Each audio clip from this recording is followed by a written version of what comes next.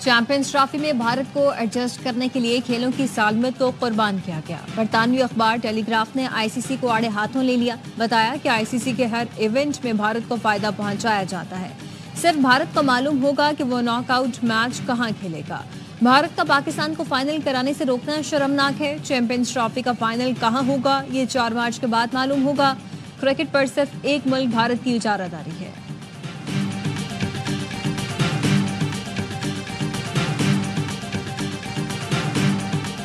پاکستان میں فوجی عدالتوں سے سزاؤں پر برطانوی حکومت کا رد عمل سامنے آ گیا۔ فوجی ٹرائل سے منصفانہ ٹرائل کے حق کو نقصان پہنچتا ہے۔ برطانوی وزارت خارجہ کا کہنا ہے کہ ملٹری کورٹ سے سویلین کے ٹرائل میں شفافیت اور آزادانہ جانچ کا فقدان ہے۔ برطانیہ پاکستان کی خود مختاری کا احترام کرتا ہے۔ پاکستان شہری اور سیاسی حقوق کے عالمی معاہدے کے تحت ذمہ داریوں کو نبھائے۔ آج بہت ہی مثبت طریقے سے آج کی گفتگو کی، ماحول بہت اچھا تھا اور مجھے امید نظر آتی ہے سیاسی بہتری بھی آئے گی، جمہوریت بھی مستحکم ہوگی، پاکستان کو جو چیلنجز درپیش ہیں اس میں بھی بہتری آنے کا امکان ہے۔ حکومت اور پی ٹی آئی کی مذاکراتی میں سج گئی۔ حکومتی کمیٹی نے پی ٹی آئی سے مطالبات کی فہرست مانگ لی۔ پہلی مذاکراتی بیٹھک کا اعلامیہ جاری۔ فریقین نے مذاکرات کو مثبت پیش رفت قرار دے کر جاری رکھنے پر اتفاق کیا۔ اسپیکر قومی اسمبلی ایاز صادق نے بتایا اجلاس کا ماحول اچھا تھا، سیاست میں بہتری آئے گی، جمہوریت مضبوط ہوگی۔ آج اپوزیشن کے کچھ ارکان نہیں آ سکے، اس لیے آئندہ میٹنگ 2 جنوری کو ہوگی۔ اجلاس کے دوران اسحاق ڈار نے کہا حکومت جب مذاکرات کی بات کرتی ہے تو دوسری طرف سے ٹویٹ آ جاتا ہے۔ اسد قیصر نے کہا ہم نے اس مسئلے پر کور کمیٹی میں تفصیلی بات کی، اس عمل کی بھی مذمت کرتے ہیں۔ اسد قیصر نے بتایا حکومت نے بانی پی ٹی آئی سے ملاقات کا مطالبہ مان لیا ہے، 2 جنوری کو چارٹر آف ڈیمانڈ پیش کریں گے۔ وزیر اعظم بھی پی ٹی آئی سے مذاکرات سے پر امید، کہا امید ہے ملک کے وسیع تر مفاد میں مذاکرات میں مثبت پیش رفت ہوگی۔ وزیر اعظم نے حکومتی مذاکراتی کمیٹی میں ارکان اسمبلی اعجاز الحق اور خالد مکسی کو بھی شامل کر دیا۔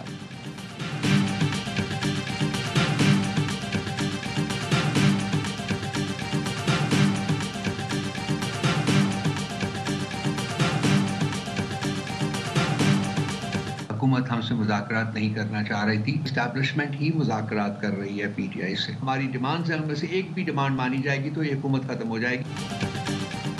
حکومت نہیں، اسٹیبلشمنٹ ہم سے مذاکرات کر رہی ہے۔ اس حد تک دباؤ بڑھ گیا کہ طاقتور لوگ مذاکرات کے لیے تیار ہو گئے۔ انٹرنیشنل کے ساتھ ڈومیسٹک دباؤ بھی ہے۔ پی ٹی آئی رہنما رؤف حسن کہتے ہیں کہ حکومت کے پاس کچھ بھی نہیں، طاقت کسی اور کے ہاتھ میں۔ لیگی رہنما جاوید لطیف کا کہنا ہے کہ پہلے بتایا جائے مذاکراتی کمیٹی کس حد تک با اختیار ہے۔ مذاکرات ہونا اچھی بات ہے لیکن اس کے کچھ اصول ہوتے ہیں۔ مانتا ہوں عالمی دباؤ ہے اور عالمی دباؤ اپنے مفاد کے بغیر نہیں ہوتا۔ پی ٹی آئی کی ایک ہی ڈیمانڈ ہے کہ بانی پی ٹی آئی کو باہر نکالیں۔ بانی پی ٹی آئی کو باہر ہی نکالنا ہے تو حکومت وقت کو جیل میں ڈال دیں۔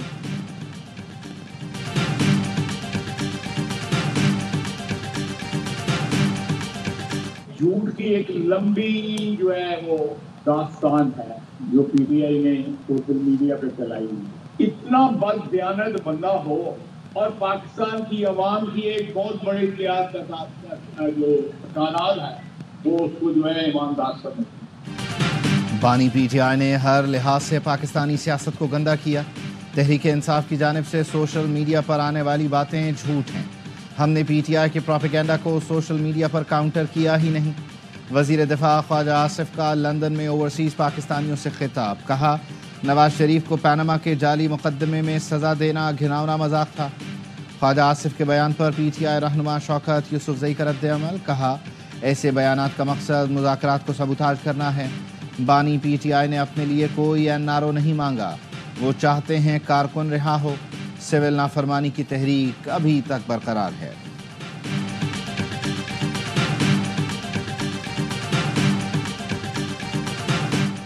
پاکستان کے میزائل پروگرام سے امریکہ کو کسی قسم کا خطرہ نہیں۔ ترجمان دفتر خارجہ کہتی ہیں کہ ایک سپر پاور کو پاکستان کے میزائل پروگرام سے تکلیف اور نہ کوئی خطرہ ہونا چاہیے۔ بڑی طاقتوں کو چاہیے کہ وہ ذمہ دارانہ رویہ اپنائیں۔ بھارتی اقدامات نے خطے کو خطرے سے دوچار کیا، بڑی طاقتوں کو بھارت کے خلاف قدم اٹھانا چاہیے۔ پاکستان پر ماضی میں بھی بہت سی پابندیاں لگیں، ہم نے پہلے بھی کسی کے دباؤ کے بغیر اپنے دفاع کی صلاحیت کو بڑھایا۔ ترجمان نے مزید کہا کہ یورپی یونین کے ترجمان کے بیان کا جائزہ لیا جا رہا ہے، ہمارے آئین اور عدالتوں میں ہمارے اندرونی معاملات حل کرنے کی صلاحیت موجود ہے۔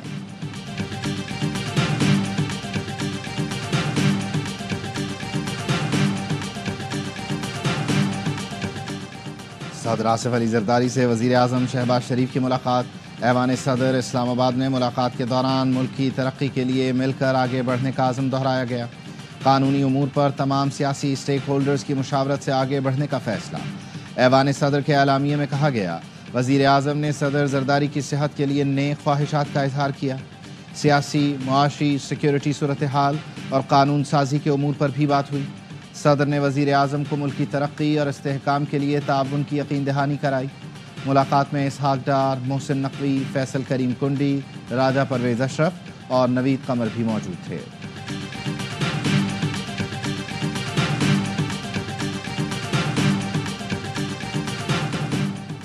انٹرنیٹ کی رفتار سست ہونے سے اسلام آباد کے بابوؤں کو فرق نہیں پڑتا۔ بلاول بھٹو انٹرنیٹ کی رفتار سست ہونے پر بھڑک اٹھے، کہا تیز ترین انٹرنیٹ بنیادی حق ہے، ہمارے حق پر ڈاکہ مارا جا رہا ہے۔ انٹرنیٹ سست ہونے سے عوام کا جینا حرام ہو جائے گا، اس حق کے لیے ہمیں جد و جہد کرنا ہوگی۔ قومی اسمبلی میں ڈیجیٹل رائٹس بل لاؤں گا۔ سندھ یونیورسٹی میں خطاب کرتے ہوئے کہا کہ ماضی میں کسی نہ کسی بہانے آپ کو خاموش کرنے کی کوشش کی گئی، سینسر کرنے کی کوششیں آج بھی جاری ہیں۔ وہ ڈرتے ہیں کہ آپ اجتماعی طور پر سوشل میڈیا پر اپنی آواز بلند نہ کریں، یہ ثبوت ہے کہ آپ کے پاس کتنی طاقت ہے۔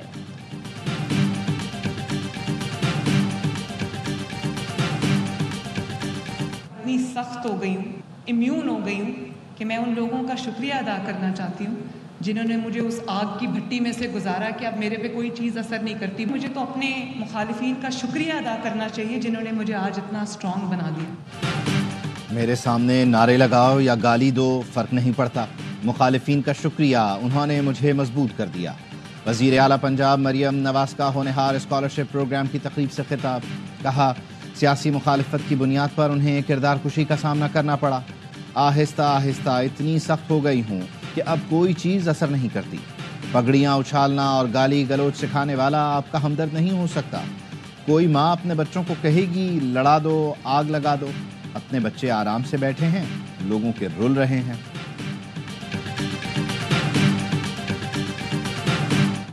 جنوری میں آئے گا، دسمبر میں نہیں آئے گا فیصلہ۔ 8-10 دن اگر اوپر نیچے ہو جاتے ہیں کوئی فرق نہیں پڑتا، میرا خیال ہے فرسٹ ویک آف جنوری بھی آ جانا چاہیے۔ بانی پی ٹی آئی اور بشرا بی بی کے خلاف 190 ملین پاؤنڈ ریفرنس کا فیصلہ 6 جنوری کو سنایا جائے گا۔ اسلام آباد کی احتساب عدالت نے نئی تاریخ مقرر کر دی۔ عدالت نے فیصلہ 18 دسمبر کو محفوظ کیا تھا۔ AIY نیوز نے 3 دن پہلے بتایا تھا کہ فیصلہ 23 دسمبر کو نہیں سنایا جائے گا۔ نہیں معلوم 190 ملین پاؤنڈ کا فیصلہ کیوں مؤخر کیا گیا۔ پی ٹی آئی رہنما شیخ وقاص اکرم کی پریس کانفرنس، کہا معلوم نہیں فیصلہ کہاں لکھا جا رہا ہے جو مؤخر کیا گیا۔ سب کو معلوم ہے یہ بھی سیاسی انتقام کا کیس ہے، ان کو پتہ ہے اعلیٰ عدلیہ میں یہ کیس نہیں ٹھہر پائے گا، عالمی سطح پر بھی زیر بحث آئے گا۔ بانی پی ٹی آئی اور اہلیہ بے گناہ ہیں، کیس کا فیصلہ جلد کریں۔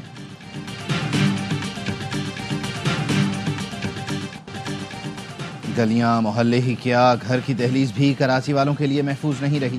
شہر میں 2024 کے دوران اب تک اسٹریٹ کرائم کی 66,000 سے زائد وارداتیں، شہری تقریباً 48,000 موٹر سائیکلوں سے محروم، 19,000 سے زائد شہریوں سے موبائل فون چھینے گئے، 1750 سے زائد گاڑیاں کار لفٹر لے اڑے، گھروں، دکانوں اور مختلف مقامات میں چوری اور ڈکیتی کے 3,950 کیسز رپورٹ، ڈکیتی مزاحمت پر 111 شہریوں کی جان لے لی گئی۔